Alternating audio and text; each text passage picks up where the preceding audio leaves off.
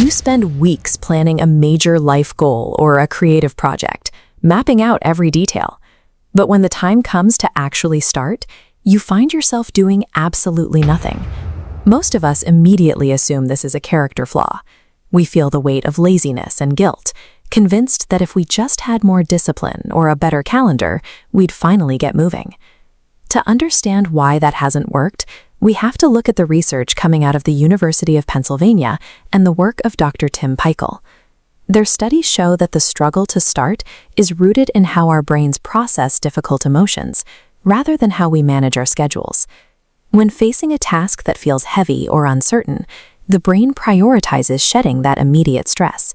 It chooses a moment of comfort now, even if that choice sabotages our long-term ambitions. This means willpower alone usually fails. You're attempting to outmuscle a biological defense mechanism that your brain has designed to keep you safe from distress. The process begins the second you contemplate a difficult task. Your brain generates a spike of negative emotion, overwhelm, anxiety about the scale of the project, or doubt about whether the result will be good enough.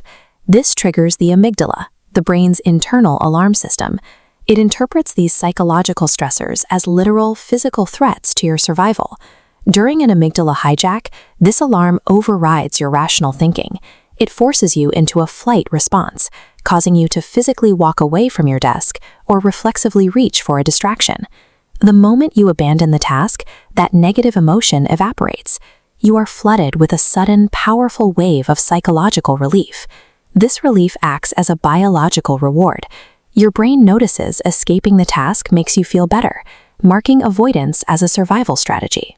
Repeating this cycle strengthens the neural pathway. The circuit gets faster, turning avoidance into your default reflex. By prioritizing this temporary escape, your brain effectively hardwires itself to stay away from the very challenges you need to grow. If the goal is just to avoid stress, you'd think we'd just sit idle. But doing nothing triggers guilt, which is another negative emotion the amygdala wants to escape. To solve this, the brain uses short-term mood repair. It swaps the scary, high-stakes project for a safer, low-risk activity that still feels like work. Perfectionism is often the first disguise. By obsessing over a flawless result, you create a standard so high that it feels dangerous to even start. This prevents any possibility of falling short, but it also ensures zero progress. The second disguise is productive procrastination. This involves hyper-focusing on adjacent tasks, like reorganizing your workspace, tweaking your resume again, or watching efficiency videos. These safe tasks provide a shallow sense of accomplishment, but the high-stakes goal remains completely untouched. The avoidance loop is still in control, just under a more acceptable name. In the 1990s, Dr. Peichel used pagers to track students' emotions in the days leading up to a deadline. He wanted to see how their perception of a task changed as they moved toward it. He found that when the deadline finally forced students to begin, they realized the work was much easier than they had imagined. The intense dread they felt earlier in the week was almost entirely disconnected from the actual difficulty of the assignment. The brain is essentially miscalculating the cost of the work. It reacts to a predicted feeling of dread that rarely matches the experience of making progress. To interrupt the loop, you first have to catch the feeling in real time. Pause and name the specific emotion, whether it's anxiety, doubt, or the fear of being judged. Naming the emotion pulls the brain out of a reactive alarm state.